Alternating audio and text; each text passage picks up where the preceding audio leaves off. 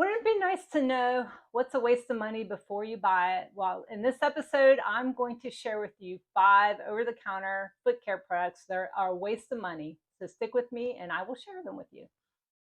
Hey everybody, I'm Dr. Gaffney from Dr. Gaffney Best Foot here, sharing tips and tricks of what has helped my patients over the years in order to save you time and money on your foot care decisions.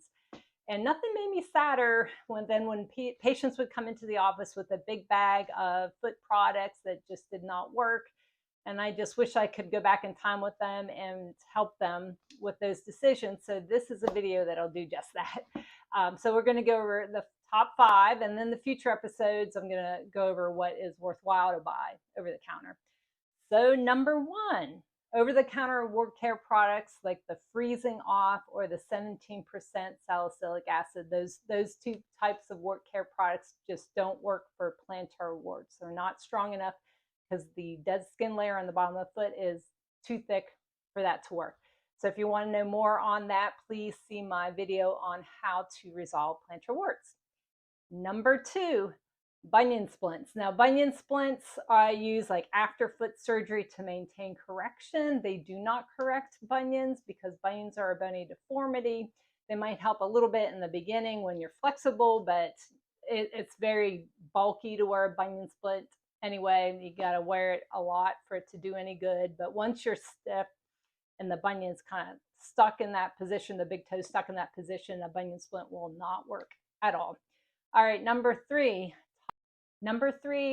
topical antifungals. So topical antifungals over the counter don't work, especially if you have fungus on your entire toenail. So please see my episode on how to get rid of fungal toenails.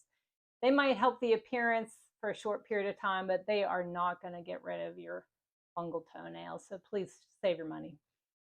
Number 4, in-store or do-it-yourself custom orthotics. Now, these can get really pricey, like around $200 or more. So instead of spending your money on that, spend it wisely, maybe a little bit more money, maybe $100 more.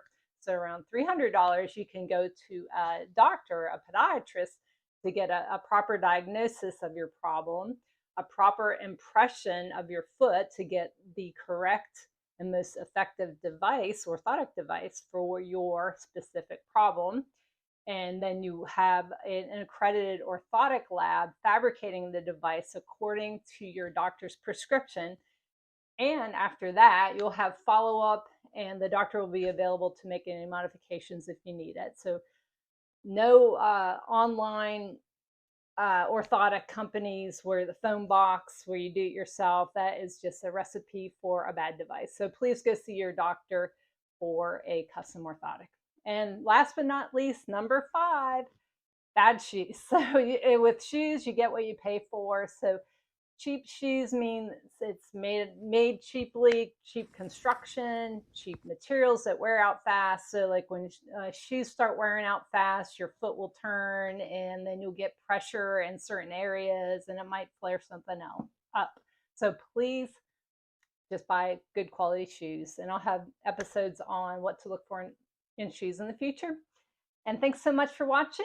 And if this has helped you, please like and subscribe. Leave me any comments or questions or feedback. And I hope this helps you in your foot care journey.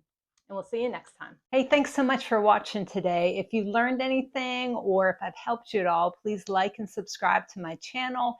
And please leave me comments and I'll answer any questions that you have. If you have any topics you'd like me to cover, please leave that in the comments as well. And I'll do an episode on that in the future. And thanks so much. We'll see you next time. Please see the full disclaimer in the description. This is not a doctor-patient relationship. This does not constitute medical advice, but is for informational purposes only.